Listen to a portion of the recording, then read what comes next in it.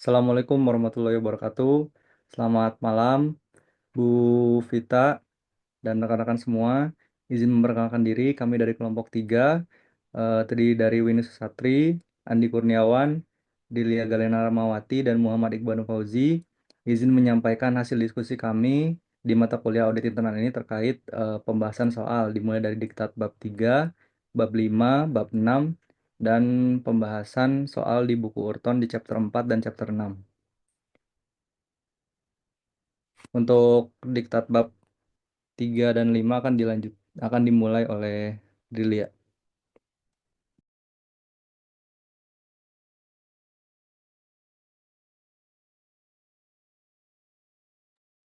Baik, terima kasih Iqbal.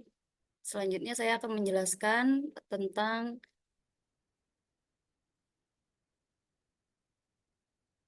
latihan soal yang ada di diktat bab 3.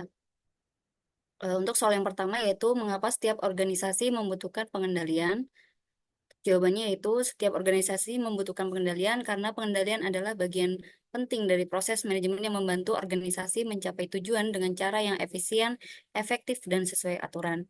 Berikut rinciannya, yaitu yang pertama menjamin pencapaian tujuan, mendeteksi dan mencegah kesalahan atau kecurangan, menjaga aset dan sumber daya organisasi, meningkatkan efisiensi dan efektivitas operasional, memastikan kepatuhan terhadap peraturan, dan terakhir meningkatkan kepercayaan stakeholder. Untuk latihan kedua yaitu siapa yang bertanggung jawab atas pengendalian internal pada suatu organisasi. Jawabannya adalah suatu organisasi berada di tangan manajemen, khususnya pimpinan puncak seperti CEO atau Chief Executive Officer dan CFO atau Chief Financial Officer. Namun, tanggung jawab ini juga melibatkan seluruh bagian organisasi, yaitu ada manajemen puncak, manajemen unit atau divisi, seluruh karyawan, dan satuan pengawas internal atau audit internal. Soal yang ketiga yaitu bagaimana peran audit internal dalam pengendalian internal suatu organisasi. Peran audit internal ini sangat penting dalam pengendalian internal organisasi karena mereka bertindak sebagai fungsi evaluatif yang independen dan objektif untuk memastikan bahwa sistem pengendalian internal berjalan dengan efektif. Berikut rinciannya yaitu menilai efektivitas pengendalian internal, mengidentifikasi kelemahan dan memberi rekomendasi, mendukung manajemen risiko, menjaga kepatuhan, meningkatkan transparansi dan akuntabilitas, serta melapor pada pihak independen. Untuk soal yang ketiga yaitu apa perbedaan SPI, Satuan Pengawas Internal, dan SPIN atau Sistem Pengendalian Internal. Untuk yang pertama yaitu SPI, Satuan Pengawas Internal. Definisinya yaitu adalah unit atau bagian organisasi yang memiliki tugas dan fungsi untuk melakukan pengawasan, pemeriksaan, evaluasi, serta memberikan rekomendasi atas kegiatan operasional organisasi. Fungsi utamanya yaitu berperan sebagai pelaksana fungsi audit internal atau pengawasan internal, dan tugasnya yaitu memastikan bahwa kebijakan dan prosedur organisasi dijalankan dengan benar, melakukan penilaian atau efektivitas pengendalian internal, memberikan rekomendasi perbaikan kepada manajemen. Untuk SPIN atau sistem pengendalian internal, yaitu proses atau sistem yang dirancang oleh manajemen untuk memberikan keyakinan memadai bahwa tujuan organisasi dapat dicapai dengan cara yang efisien, efektif, dan patuh terhadap peraturan. Untuk fungsi utamanya yaitu sebagai kerangka kerja dan prosedur yang mengatur bagaimana aktivitas organisasi dikendalikan. Elemen utamanya berdasarkan COSO yaitu lingkungan pengendalian, penilaian risiko, aktivitas pengendalian, informasi dan komunikasi, serta pemantauan. Soal kelima yaitu apa itu tone of the top? Berikan contoh dan penjelasan Anda. Tone of the top adalah istilah yang menggambarkan komitmen, nilai, dan sikap pimpinan tertinggi organisasi terhadap etika, integritas, dan tata kelola yang baik. Tone ini menjadi penentu budaya organisasi secara keseluruhan, karena perilaku pimpinan akan dicontoh oleh karyawan di semua tingkatan. Untuk contoh positifnya, yaitu seorang CEO perusahaan publik selalu menolak suap atau gratifikasi dari mitra bisnis, menegakkan tindakan disiplin terhadap pelanggaran, etika tanpa pandang bulu, menyediakan pelatihan rutin mengenai kode etik kepada seluruh karyawan. Untuk contoh negatifnya yaitu manajemen puncak sering melanggar kebijakan internal sendiri seperti menggunakan dana perusahaan untuk kepentingan pribadi, menutupi laporan keuangan palsu, tindak pidana tidak menindak pelanggaran yang dilakukan oleh pejabat senior. Untuk soal ketiga yaitu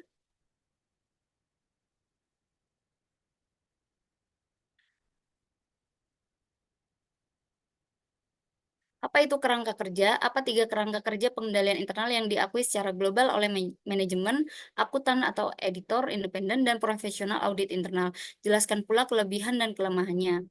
Yang pertama yaitu kerangka kerja atau framework adalah suatu struktur atau sistem pedoman yang dirancang untuk membantu organisasi dalam merancang, menerapkan, dan mengevaluasi sistem pengendalian internal, manajemen risiko, dan tata kelola perusahaan secara menyeluruh.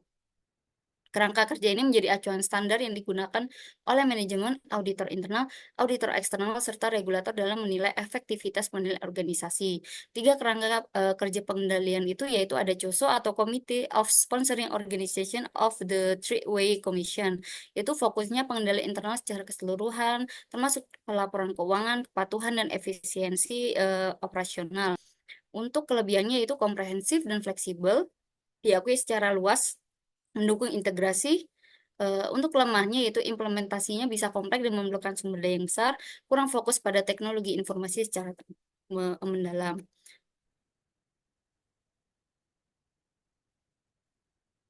Untuk yang kedua yaitu control objective for information and related technologies. Untuk fokusnya yaitu tata kelola dan pengendalian teknologi informasi. Pengguna utamanya yaitu organisasi yang sangat bergantung pada teknologi informasi seperti perusahaan keuangan atau teknologi. Kelebihannya sendiri yaitu sangat spesifik, menyediakan panduan detail tentang bagaimana mengelola TI secara strategis dan operasional. Kelemahannya yaitu terlalu teknis bagi organisasi non-TI, tidak mencakup seluruh aspek pengendalian internal organisasi secara umum. Yang ketiga yaitu ISO International Standard for Risk Management. Untuk fokusnya yaitu manajemen risiko secara umum dalam konteks strategis dan operasional. Digunakan untuk berbagai sektor industri dan organisasi yang ingin fokus pada risk management. Untuk kelebihannya yaitu bersifat universal dan dapat diterapkan di berbagai sektor, menekankan pendekatan berbasis risiko dalam pengambilan keputusan. Kelemahannya yaitu tidak secara eksplisit membahas pengendalian internal seperti COSO, kurang memberikan detail implementasi kontrol operasional. Yang ketujuh yaitu apa yang harus dilakukan oleh CEO dan CFO dari perusahaan publik untuk mematuhi Undang-Undang AS Sarbanes-Oxley tahun 2002. Undang-Undang SOX tahun 2002 adalah regulasi di Amerika Serikat yang bertujuan untuk meningkatkan akuntabilitas, transparansi, dan integritas laporan keuangan perusahaan publik. SOX diberlakukan setelah skandal besar seperti Enron dan WorldCom.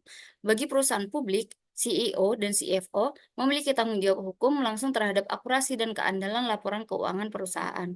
Tanggung jawab utama CEO dan CFO di bawah SOX yaitu menandatangani sertifikasi laporan keuangan, menjamin efektivitas pengendalian internal atas pelaporan keuangan, mengungkapkan perubahan material dalam pengendalian internal, memastikan pengungkapan yang transparan, menghindari penghapusan atau pemalsuan dokumen, bekerja sama dengan komite audit.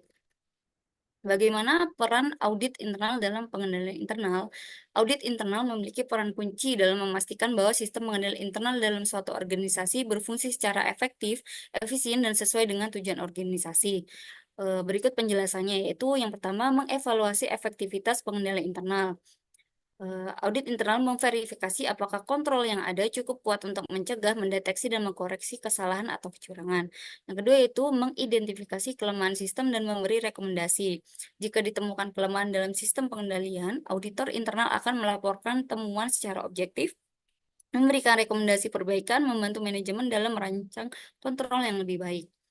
Yang ketiga yaitu mendukung manajemen risiko. Audit internal berperan penting dalam membantu manajemen mengenali dan menilai risiko. Yang keempat yaitu menjamin kepatuhan terhadap regulasi dan kebijakan. Audit internal memeriksa apakah kegiatan organisasi itu sesuai dengan peraturan perundang-undangan, mematuhi kebijakan, dan mencegah pelanggaran hukum. Yang kelima yaitu mendorong tata kelola yang baik atau good governance. Audit internal memberi masukan kepada manajemen dan dewan direksi tentang transparansi proses bisnis, akuntabilitas, integritas keuangan, dan juga integritas keuangan. Untuk yang keenam yaitu sebagai pihak independen dan objektif. Audit internal bersifat independen dari manajemen operasional sehingga dapat memberikan penilaian yang jujur dan tidak bias mengenai efektivitas sistem pengendalian internal. Yang terakhir yaitu berperan sebagai mitra strategis manajemen. Audit internal bukan hanya pengawas, tapi juga mitra strategis yang membantu manajemen mencapai tujuan organisasi secara aman dan terkendali. Yang kesembilan yaitu berikan contoh penerapan perusahaan yang sudah menerapkan ICOFR dan jelaskan. Contoh penerapan ICOFR oleh perusahaan yaitu Microsoft Corporation. Internal Control over Financial Reporting adalah sistem pengendalian internal yang dirancang untuk memberikan jaminan yang memadai bahwa laporan keuangan suatu perusahaan akurat, lengkap, dan disusun sesuai prinsip akuntansi yang berlaku umum atau GAAP. Salah satu perusahaan global yang telah menerapkan ICOFR yaitu secara ketat adalah Microsoft Corporation. Contoh penerapannya yaitu penerapan COSO Framework. Microsoft menggunakan kerangka kerja COSO sebagai dasar sistem pengendalian internalnya yang mencakup penilaian risiko, aktivitas pengendalian, informasi dan komunikasi, lingkungan pengendalian, pemantauan keberlanjutan. Yang kedua yaitu sertifikasi CEO dan CFO. Setiap tahun CEO dan CFO Microsoft menandatangani pernyataan bahwa laporan keuangan akurat dan telah diaudit, melaporkan efektivitas sistem pengendalian internal atas pelaporan keuangan kepada regulator. Yang ketiga yaitu audit eksternal dan internal. Microsoft menunjuk auditor independen seperti Deloitte atau EY untuk melakukan audit tahunan atas efektivitas ICOFR. Internal Audit Microsoft juga melakukan peninjauan berkala terhadap proses pelaporan keuangan dan kontrol yang relevan. Yang keempat yaitu penggunaan sistem ERP dan otomatisasi. Microsoft mengintegrasikan pengendalian internal dalam sistem keuangan dan ERP-nya, sehingga proses transaksi dan pelaporan berjalan otomatis, terdokumentasi, dan terdampingi kontrol akses. Yang kelima yaitu pelatihan dan etika. Seluruh karyawan yang terlibat dalam pelaporan keuangan mendapatkan pelatihan tentang kode etik, kepatuhan terhadap kebijakan internal, pelaporan pelanggaran melalui jalur whistleblowing. Selanjutnya itu ada kasus sebuah perusahaan semula menerapkan sistem pengendalian pengadaan dengan cara sentralisasi karena harga barang lebih murah sekitar 5% bila dibandingkan dengan pembelian dilakukan di masing-masing wilayah secara desentralisasi. Dari pengembangan lingkungan bisnis, ternyata bila semua pembelian dilakukan di kantor pusat, mobilitas dan kecepatan pembelian perkakas makin lama, sehingga terjadi proses produksi yang terlambat, serta delivery yang mundur ke pemesan. Akibatnya perusahaan terkena denda 6% dari harga kontrak, serta blacklist dari 5 pelanggan. Setelah dikaji pengembangan SOP pembelian, perusahaan akan lebih untung bila bahan baku dan impor telah dilaksanakan kantor pusat, sedang pembelian perkakas dapat dilakukan oleh General Manager wilayah dengan batas nilai pembelian maksimal 500 juta. Pertanyaannya itu analisa kasus di atas bagaimana perhitungan risiko dan analisis pengendalian internalnya. Untuk yang pertama yaitu ada ringkasan masalahnya.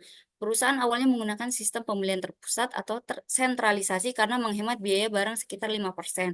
Namun, sistem ini menyebabkan lambatnya proses pengadaan perkakas, produksi dan pengiriman tertunda, kerugian dan denda 6% dari kontrak, serta blacklist dari 5 pelanggan. Untuk analisis resikonya, yang pertama yaitu risiko akibat sentralisasi. Untuk resiko keterlambatan pengadaan, dampaknya itu tertundanya produksi. Untuk denda 6% kontrak, dampaknya itu kerugian finansial langsung. Untuk resiko blacklist dari pelanggan, dampaknya hilangnya kepercayaan dan peluang bisnis. Dan untuk resiko yang ketergantungan pada pusat, itu dampaknya yaitu kurangnya fleksibilitas. Risiko yang awalnya tidak diperhitungkan yaitu kecepatan proses dan konsekuensi keterlambatan. Untuk yang kedua yaitu risiko dalam sistem desentralisasi atau pengadaan wilayah. Jika diserahkan ke General Manager wilayah, maka risiko penyalahgunaan wewenang atau fraud meningkat. Risiko pembelian barang tidak standar, risiko kegagalan kontrol karena pengawasan melemah, namun bisa mengurangi risiko operasional, risiko kerugian finansial akibat denda keterlambatan. Yang ketiga yaitu analisis pengendalian internal. Yang pertama, kelemahan pengendalian awal, yaitu fokus hanya pada efisiensi harga, bukan efektivitas proses. Tidak ada mekanisme untuk menilai risiko operasional dan reputasi. SOP tidak cukup fleksibel untuk merespon dinamika lapangan. Yang kedua yaitu rekomendasi penguatan pengendalian internal. Untuk mendukung sistem semi desentralisasi yang baru, berikut pengendalian yang perlu diterapkan, yaitu ada batasan wewenang, yaitu 500 juta, standarisasi barang, sistem pelaporan terintegrasi, audit berkala, serta monitoring dan evaluasi kinerja vendor wilayah. Untuk yang selanjutnya yaitu ada diktat bab 5, latihan bab 5. Untuk pertanyaan pertama, yaitu risiko dapat dihilangkan. Setujukah Anda dengan pernyataan berikut? Jelaskan jawaban Anda. Untuk jawaban ini yaitu saya tidak setuju dengan pernyataan tersebut. Berikut ya penjelasannya. Yang pertama yaitu risiko tidak bisa dihilangkan, hanya bisa dikelola. Dalam manajemen risiko, risiko tidak pernah benar-benar bisa dihilangkan, melainkan hanya bisa dikurangi, ditransfer, dihindari, dan juga diterima. Yang kedua yaitu ketidakpastian selalu ada. Risiko muncul karena adanya ketidakpastian masa depan. Selama manusia dan organisasi tidak bisa memprediksi semua hal secara pasti, risiko akan selalu ada. Contoh, perubahan cuaca, kecelakaan, fluktuasi ekonomi, perubahan teknologi. Untuk contoh kasusnya, misal dalam dunia investasi, kita bisa melakukan diversifikasi untuk mengurangi risiko kerugian, tetapi tidak bisa menghilangkan risiko sepenuhnya. Atau dalam dunia bisnis, ada sebuah perusahaan bisa membuat rencana darurat untuk gangguan pasokan, tapi tetap tidak bisa memastikan bahwa tidak akan pernah ada gangguan. Soal yang kedua yaitu apa yang Anda ketahui tentang manajemen risiko perubahan. Jelaskan proses MRP menurut AS strip NZS ISO 31000 2009. Manajemen risiko perusahaan atau MRP atau Enterprise Risk Management adalah suatu proses sistematis dan terstruktur yang digunakan oleh organisasi untuk mengidentifikasi, menilai, menangani, dan memantau risiko yang dapat mempengaruhi pencapaian tujuan organisasi secara menyeluruh. Tujuan MRP yaitu melindungi nilai organisasi, meningkatkan pengambilan keputusan, memastikan kesinambungan usaha, meningkatkan kepatuhan terhadap regulasi dan tata kelola. Proses MRP menurut AS strip NZS ISO 31000 2009 yaitu eh, sebagai berikut. ISO 31000 adalah standar internasional untuk manajemen risiko yang dikeluarkan oleh Organisasi Standarisasi Australia atau New Zealand dan diadopsi secara luas. Itu yang pertama, penetapan konteks. Menentukan lingkungan internal dan eksternal di mana organisasi beroperasi serta tujuan manajemen risiko, termasuk lingkungan bisnis dan regulasi, pemangku kepentingan, batasan atau toleransi risiko.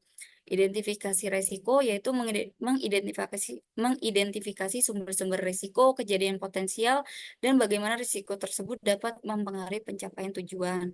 Yang ketiga yaitu analisis risiko, menilai kemungkinan dan dampak dari risiko yang telah diidentifikasi. Hasilnya adalah tingkat risiko. Yang keempat, evaluasi risiko, membandingkan tingkat risiko terhadap kriteria risiko yang telah ditentukan sebelumnya untuk memutuskan apakah risiko dapat diterima atau perlu penanganan. Yang kelima yaitu penanganan risiko, menentukan dan menerapkan tindakan untuk menangani risiko. Pilihannya termasuk menghindari risiko, mengurangi, mentransfer, atau menerima risiko. Yang keenam, pemantauan dan tinjauan, proses berkelanjutan untuk menilai efektivitas strategi manajemen risiko dan menyesuaikan jika diperlukan, karena risiko dapat berubah seiring waktu. Yang keenam yaitu yang terakhir yaitu komunikasi dan konsultasi, melibatkan pihak internal dan eksternal secara aktif dalam setiap tahap manajemen risiko untuk memastikan pemahaman dan dukungan. Soal yang ketiga yaitu apakah semua organisasi atau perusahaan perlu mengatasi semua risiko yang ada? Jelaskan jawaban Anda dengan menggunakan contoh. Jawabannya yaitu tidak. Tidak semua organisasi atau perusahaan perlu mengatasi semua risiko yang ada. Organisasi perlu memilih dan memprioritaskan risiko berdasarkan tingkat dampak dan kemungkinannya serta sumber daya yang tersedia. Dalam manajemen risiko, tidak semua risiko memiliki dampak yang signifikan atau kemungkinan terjadi yang tinggi. Oleh karena itu, risiko dikelola sesuai dengan tingkat prioritas berdasarkan seberapa besar dampaknya terhadap pencapaian tujuan organisasi, seberapa besar kemungkinan risikonya terjadi, biaya untuk menangani risiko tersebut, dan toleransi risiko organisasi. Contohnya yang pertama yaitu perusahaan retail. Sebuah perusahaan retail menghadapi berbagai risiko seperti risiko pencurian barang, risiko kebakaran, risiko keterlambatan, dan juga risiko bencana alam besar.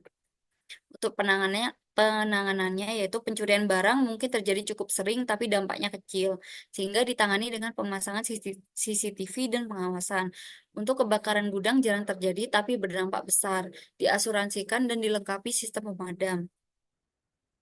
Bencana yang ketiga yaitu bencana alam besar sangat jarang dan sulit diprediksi, dan itu mungkin hanya diantisipasi sebagian saja.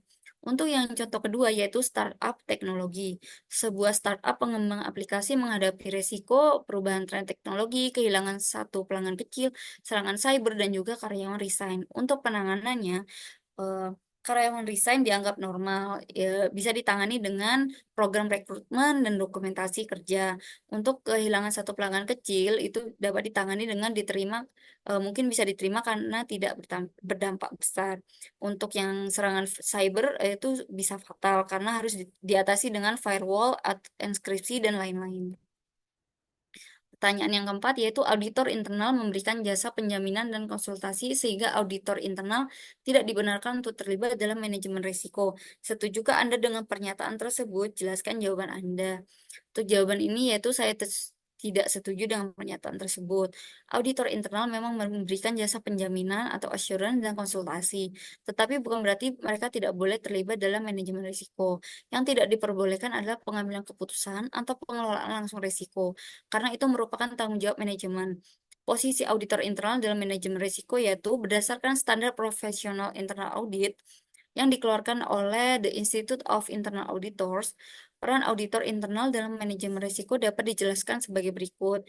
Yang pertama yaitu peran yang diizinkan, itu memberikan penilaian independen atas efektivitas proses manajemen risiko, memberikan konsultasi terkait pengembangan kerangka kerja manajemen risiko, menyediakan pelatihan atau workshop tentang manajemen risiko, memfasilitasi identifikasi dan penilaian risiko. Dan yang peran yang tidak diizinkan yaitu menetapkan risiko yang harus diambil oleh organisasi, menentukan tanggapan manajemen terhadap risiko, dan juga menjadi pemilik risiko atau bertanggung jawab langsung atas mitigasi risiko. Dengan demikian, auditor internal boleh terlibat dalam manajemen risiko selama tetap menjaga independensi dan objektivitas serta tidak mengambil alih tanggung jawab manajerial. Untuk selanjutnya yaitu kasus bab 5 yang akan dilanjutkan oleh Winnie Susatri. Baik, terima kasih Saudara Lena. Selanjutnya saya akan melanjutkan kasus bab 5 pada buku diktat. Lanjut.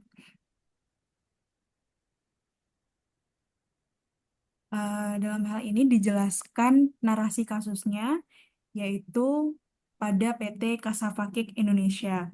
Profil singkat perusahaan, PT Kasavakik Indonesia adalah perusahaan kue yang berbasis di Bandung, memproduksi dan menjual kue basah, kue kering, kue pernikahan, serta dessert. Awalnya hanya memiliki satu gerai di pemukiman warga, namun kini berkembang pesat dengan lebih dari 200 gerai di Jawa Barat dan DKI Jakarta.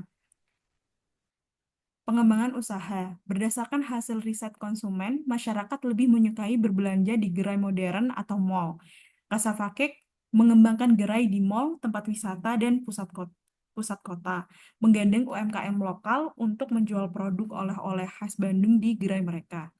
Distribusinya memiliki 10 pusat distribusi di berbagai kota, yaitu Bandung, Jakarta, Bekasi, dan lain-lain, menggunakan teknologi informasi canggih dan tenaga ahli untuk sistem distribusi yang efisien dan andal. Gerai motonya yaitu enak, mudah, dan murah. Ditempatkan di lokasi strategis seperti perumahan, perkantoran, tempat wisata, dan lain-lain. 40% gerai milik sendiri dan 60% waralaba. Menjual lebih dari 150 jenis produk makanan, menawarkan banyak program promosi harga hemat. Pemasaran dan promosi, target pasar luas mencakup seluruh kalangan masyarakat Indonesia. Strategi jangka pendeknya yaitu promosi hari keagamaan seperti Lebaran, Natal, dan lain-lain. Diskon atau hadiah saat perayaan ulang tahun atau hari pernikahan. Sedangkan strategi jangka panjangnya yaitu program loyalitas konsumen seperti kartu anggota, diskon khusus anggota. Kemudian disediakan juga kemudahan pembayaran yaitu debit ataupun kredit dari berbagai bank. Lanjut. Jadi pada kasus pertama disuruh untuk mengidentifikasi resiko yang ada pada Kasavakek.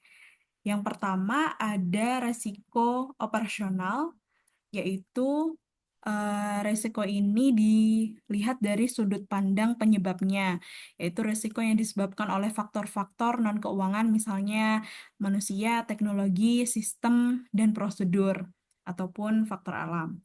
Yang pertama yaitu ada resiko gangguan distribusi, di mana jika terjadi keterlambatan distribusi produk ke lebih dari 200 gerai, terutama jika teknologi informasi mengalami gangguan. Selanjutnya dari risiko operasional berupa risiko produk makanan yang di mana PT Kasava ini menjual produk makanan yang bersifat mudah rusak atau basi. Itu merupakan risiko. Kemudian yang ketiga, kualitas produk tidak konsisten dari UMKM. Karena tadi si PT Kasava itu pemasoknya berasal dari UMKM juga. Jadi memiliki resiko kualitas produk yang dihasilkan itu tidak konsisten. Kemudian selanjutnya ada risiko pemasaran dan persaingan. Yang pertama dari risiko ini yaitu persaingan di mall atau pasar modern. Persaingan tinggi dengan merek-merek lain di mall dan pusat perbelanjaan seperti tempat wisata dan lain sebagainya yang dijual oleh PT Kasava tadi. Kemudian kampanye dan promosi beresiko gagal, terutama jika strategi tidak sesuai dengan target pasar. Yang selanjutnya yaitu perubahan selera konsumen. Kemudian ada resiko keuangan, yaitu kerugian waralaba dan ketergantungan pada promosi. Kerugian pada waralaba ini bisa terjadi jika pengelolaan waralabanya itu dikelola secara buruk dan tingginya biaya operasional karena banyaknya gerai dan pusat distribusi. Kemudian ketergantungan pada promosi jika PT Kasava tadi selalu ketergantungan dan menerapkan diskon dan promosi tersebut sehingga pada jangka panjang margin keuntungannya akan menurun. Kemudian pada risiko hukum yaitu berupa masalah keamanan pangan yang berasal dari tadi karena PT Kasava itu memasok dari UMKM sehingga produk tersebut bisa jadi tidak sesuai dengan standar kesehatan. Selanjutnya, yang kedua, setelah diidentifikasi risiko tadi, maka dilakukan penilaian terhadap risiko tersebut. Yang pertama, pada risiko gangguan distribusi. Oh ya, sebelumnya risiko ini hasilnya berupa level risiko, apakah tinggi, sedang, rendah, tinggi sekali.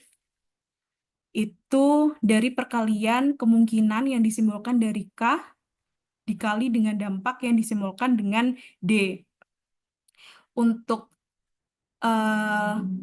bernilai 1 itu rendah sekali, 2 rendah, 3 sedang, 4 tinggi, dan 5 tinggi sekali. Yang pertama pada risiko gangguan distribusi. Kemungkinannya itu tinggi, 4, dampaknya 5 tinggi sekali, sehingga hasilnya 20 tinggi. Gangguan distribusi ini sangat krusial karena berdampak pada seluruh gerai. Kemudian kedua pada risiko produk makanan yang sifatnya rusak atau mudah basi, kemungkinannya itu 4 tinggi, dampaknya 4 tinggi, sehingga level risikonya 16 tinggi. Produk tersebut yang cepat rusak jika logistik tidak efisien. Kemudian yang ketiga, kualitas produk tidak konsisten dari UMKM. Kemungkinannya 3 sedang dan dampaknya tinggi, sehingga level risikonya 12 sedang. Kualitas produk yang tidak konsisten tersebut bisa merusak pengalaman pelanggan. Yang keempat, persaingan di mall atau pasar modern, kemungkinan risiko tersebut sangat tinggi, dampak risiko tersebut tinggi, sehingga hasilnya level risikonya adalah 20 tinggi. Banyak kompetitor dengan konsep serupa. Yang kelima, kampanye yang bisa jadi memiliki risiko gagal. Kemungkinannya 3 sedang dan dampaknya sedang juga 3. Sehingga level resikonya bernilai 9 rendah. Jadi kegagalan promosi tersebut butuh eksekusi yang tepat sasaran. Yang keenam, selera konsumen berubah, kemungkinannya 3 yaitu sedang, dampaknya 3 sedang sehingga hasilnya 9 rendah. Jadi selera konsumen yang berubah ini solusinya perlu inovasi pada produk secara berkala. Yang ketujuh, kerugian pada waralaba yang pengelolaannya salah. Kemungkinannya 3 dan dampaknya 4. Sehingga level resikonya sedang yaitu 12. Butuh pengawasan waralaba yang ketat. Kemudian yang kedelapan, masalah keamanan pangan yang terjadi karena mungkin produk dari UMKM tadi belum sesuai dengan standar. Kemungkinan resiko tersebut dua, yaitu rendah dan dampaknya sangat tinggi. Level resikonya rendah, yaitu 10. Potensi kerusakan reputasi tinggi jika eh, masalah keamanan panganan tadi terjadi. Kemudian yang terakhir, yang kesembilan, ketergantungan pada promosi. Kemungkinannya sedang dan dampaknya sedang. Level resikonya 9, yaitu rendah. Jadi ketergantungan pada promosi tadi dapat menekan margin keuntungan dalam jangka panjang. Selanjutnya, selanjutnya yaitu membahas diktat bab 6. Pertanyaan nomor 1, apakah seluruh organisasi atau perusahaan membutuhkan GSA? Jawabannya adalah tidak semuanya, atau tidak semua organisasi ataupun perusahaan wajib memiliki CSA atau Control Self-Assessment. Seperti halnya UMKM atau organisasi kecil dengan proses yang masih sederhana, CSA ini belum tentu diperlukan secara formal. Namun, prinsip CSA yaitu self-review, perbaikan berkelanjutan, dan kesadaran pengendalian tetap relevan dan bermanfaat meskipun tidak diterapkan secara resmi. Jadi CSA ini bermanfaat dalam meningkatkan kemampuan para manajemen dan pegawai dalam memetakan tujuan risiko dan pengendalian yang melekat pada proses bisnis sehingga mereka dapat mengelolanya dengan lebih efektif. Jadi CSA ini juga diharapkan mampu memperkuat awareness atau rasa memiliki dan rasa tanggung jawab para manajer dan pegawai terhadap pengendalian dan proses perbaikannya. Karena mereka yang terlibat sendiri dalam merumuskan organisasi tersebut. Selanjutnya, next. Soal kedua, terdapat 3 pendekatan dalam pelaksanaan CSA. Pendekatan apa yang paling baik? Jawabannya, tidak ada pendekatan tunggal yang paling baik untuk semua organisasi. Yang paling tepat tergantung pada ukuran dan kompleksitas organisasi, budaya kerja dan tingkat kedewasaan pengendalian internal, ketersediaan sumber daya, yaitu waktu, SDM, ataupun dananya, dan tergantung pada tujuan dari pelaksanaan CSA. Misalnya tujuan pada edukasi, pemetaan risiko, evaluasi, kepatuhan. Nah, jadi ada 3 pendekatan dalam CSA tadi. Yang pertama yaitu Facilitated Team Workshop. Pendekatan ini melibatkan tim yang mewakili tingkatan dan disiplin ilmu yang berbeda dalam unit bisnis. Proses workshop melibatkan fasilitator, dalam hal ini auditor bersama manajer dan pegawai sebagai pelaksana proses bisnis untuk mengevaluasi internal kontrol dan risikonya. Yang kedua yaitu questionnaires. Kuesioner disiapkan kemudian didistribusikan pada kelompok terpilih dari stakeholder untuk memahami resiko dan pengendalian dalam area kepentingan.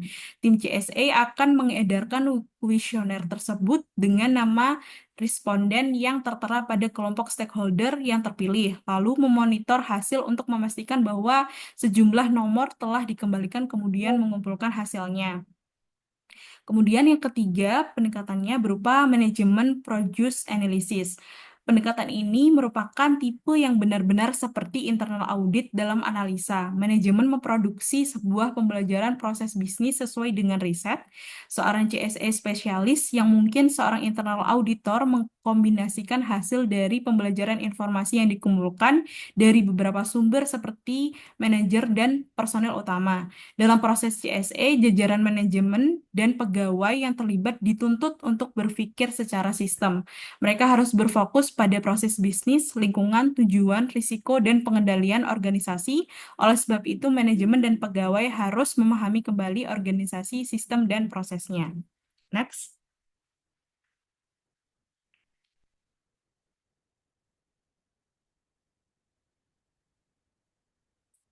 Yang ketiga, yaitu mungkinkah CSA yang menilai diri sendiri tersebut bisa diterpakan secara diterapkan maksudnya, diterapkan secara efektif di dalam sebuah organisasi atau perusahaan?